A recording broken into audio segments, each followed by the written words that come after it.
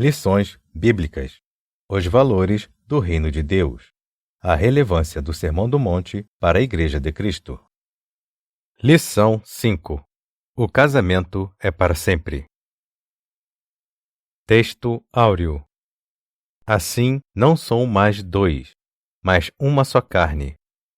Portanto, o que Deus ajuntou, não separe o homem. Mateus, capítulo 19, versículo 6. Verdade prática. A vontade de Deus para o casamento é que ele seja vitalício. Na continuidade do Sermão do Monte, Jesus condena o adultério.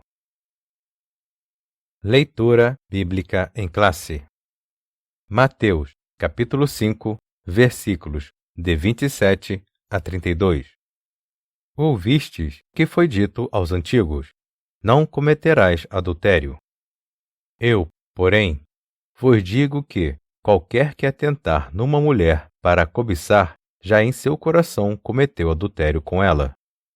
Portanto, se o teu olho direito te escandalizar, arranca-o e atira-o para longe de ti, pois te é melhor que se perca um dos teus membros do que todo o teu corpo seja lançado no inferno. E, se a tua mão direita te escandalizar, corta-a e atira-a para longe de ti, porque te é melhor que um dos teus membros se perca do que todo o teu corpo seja lançado no inferno. Também foi dito: qualquer que deixar sua mulher, que lhe dê carta de desquite. Eu, porém, vos digo que qualquer que repudiar sua mulher, a não ser por causa de prostituição, faz que ela cometa adultério. E qualquer que casar com a repudiada comete adultério. Introdução. No Sermão do Monte, em que Jesus evidencia a justiça e o caráter do discípulo acima da postura dos escribas e fariseus, a preservação do casamento foi muito bem destacada. Ao evocar o sétimo mandamento, não adulterarás, a intenção do mestre é colocar o casamento no seu devido lugar, como foi designado pelo próprio Deus. Na continuidade do seu ensino, Jesus expressa que tudo começa no coração. Assim, cai por terra as teorias quanto ao divórcio, as evasivas criadas por aqueles que pensam em se separar de seu cônjuge, visto que os que realmente são dominados pelos valores ensinados por Cristo procuram, em tudo, a preservação da pureza, da vida conjugal e do verdadeiro lar cristão. Em Mateus, capítulo 5, versículos de 27 a 32, Jesus esclarece que não há espaço para uma moral dupla, como deseja uma sociedade degenerada.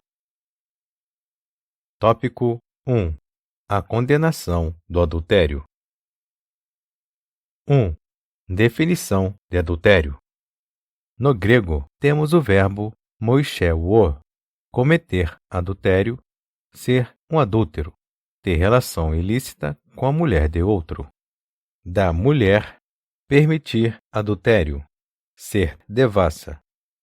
Biblicamente, o adultério é definido como uma relação sexual que um homem casado tem com uma mulher que não é sua esposa, ou vice-versa.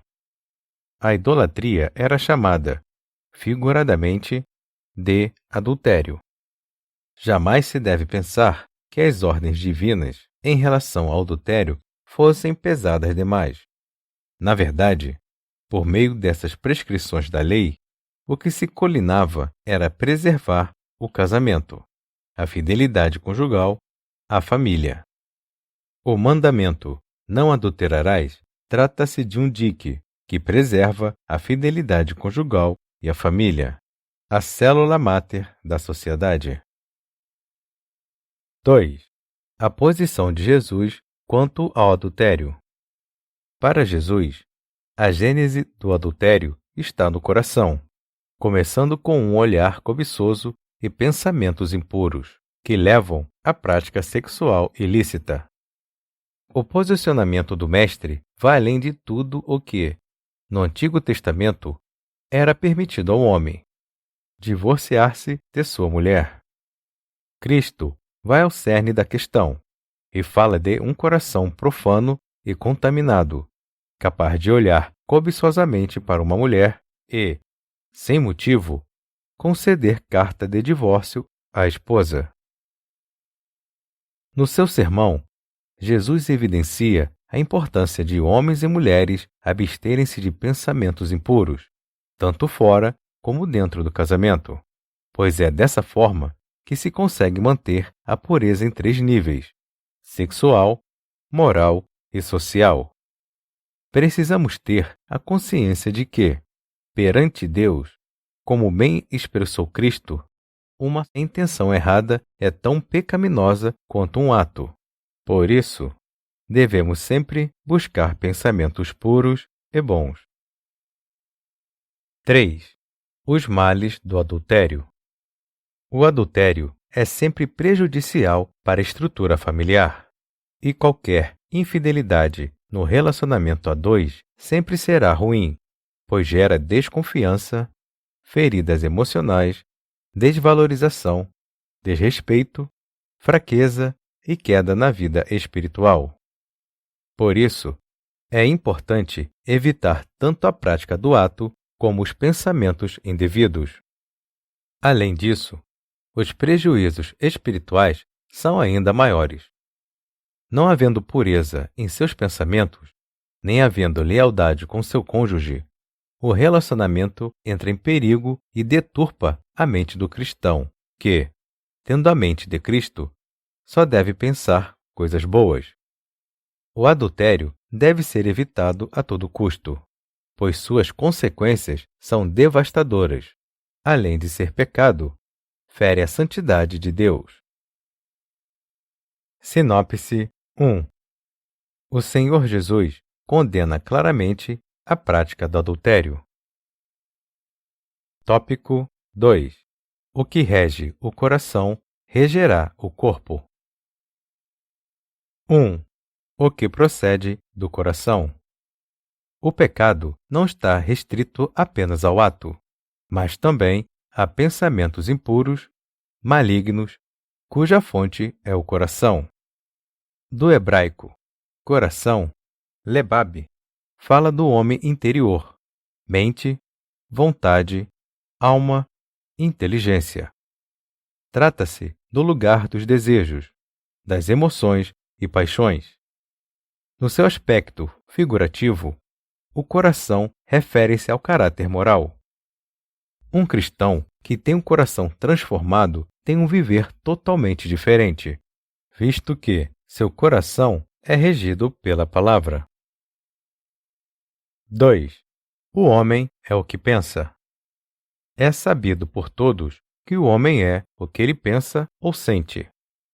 Os pensamentos e ideias que estão no seu homem interior são os motores que colocam em ação todo o seu corpo e são determinantes para sua conduta. Desse modo, o homem colherá aquilo que semear. O que semeia o pensamento da cobiça, desejando outra mulher, não demorará para que concretize isso na prática. A cobiça é algo que começa no coração. É como uma pequena semente plantada que vai gerar o fruto do pecado. Cada um é engodado por sua própria cobiça, a qual dará luz ao pecado, que, sendo consumado, leva à morte.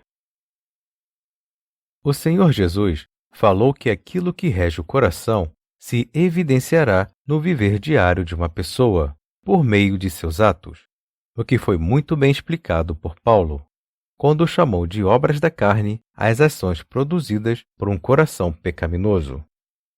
Ninguém está isento de tentações, mas é preciso revestir-se do novo homem interior, produzido por Cristo, para jamais cometer os atos pecaminosos por meio do corpo.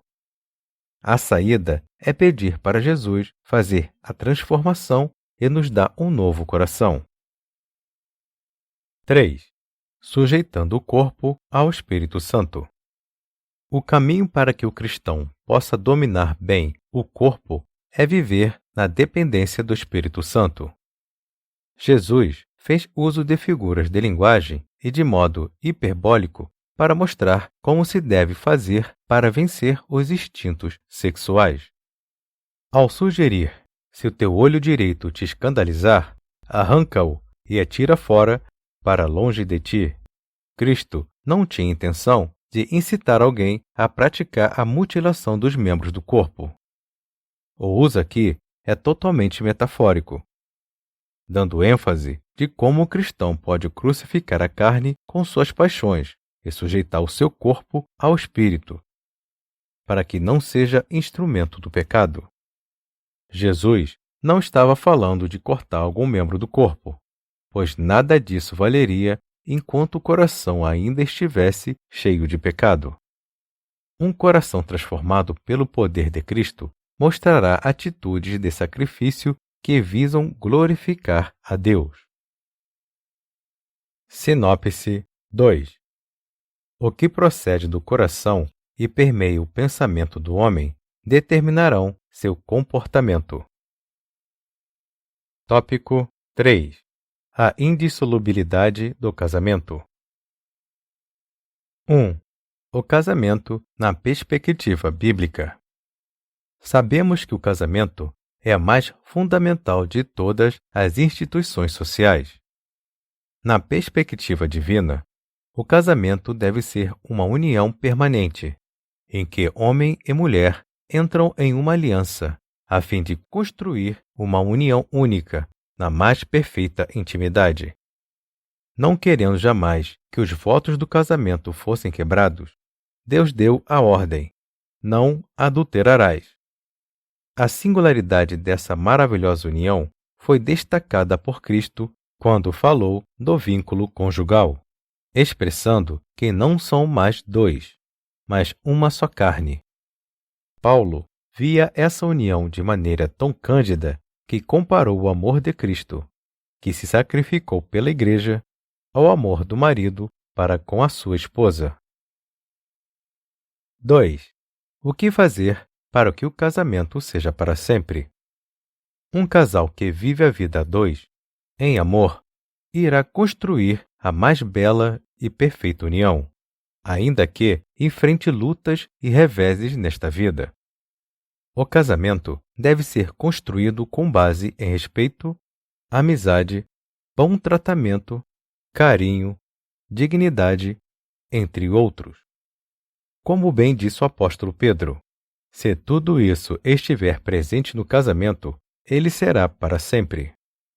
O casal cristão tem conhecimento de que no aspecto espiritual ambos são iguais, e na vida a dois há obrigações distintas e específicas a serem cumpridas. A união sexual é outro fator preponderante que deve ser levado em consideração no casamento. Ele deve ser desfrutado pelo homem e pela mulher, casados, em uma intimidade mais profunda. O verbo coabitar fala de relação sexual dentro do casamento, tratada pela Bíblia como algo digno. O casal cristão é consciente de que jamais deve usar o sexo como fazem os ímpios, sem amor, carinho, respeito, tão somente para dar vazão às suas lascívias. Portanto, o casal que deseja que seu casamento dure para sempre deve estar em comunhão com Deus e ter uma união marcada pelo amor e uma vida sexual regrada e sadia. 3. Casamento. Uma união indissolúvel. Na discussão de Jesus com os líderes religiosos, ele destacou os ideais divinos sobre o casamento, isto é, como Deus o havia projetado a fim de que fosse permanente. Há exegetas que gastam tempo e muitas letras para provar que o divórcio era permitido. Buscam elementos históricos nas duas escolas rabínicas de Shammai e Hillel, sendo que a primeira destacava a questão da impureza no aspecto mosaico a partir do adultério, permitindo a carta de divórcio. A segunda era mais liberal e dizia que qualquer desagrado da parte do marido poderia dissolver o casamento. Contudo, o melhor seria que tais estudiosos gastassem mais o tempo para falar do casamento conforme o propósito eterno, atentando para o princípio de tudo. Para Jesus, o casamento é uma união indissolúvel, e por isso deixou claro que, quanto ao divórcio, não era um mandamento de Moisés, mas sim uma concessão devido à fraqueza humana, por causa do pecado, pelo padrão baixo e desmoralizante em que muitos estavam vivendo.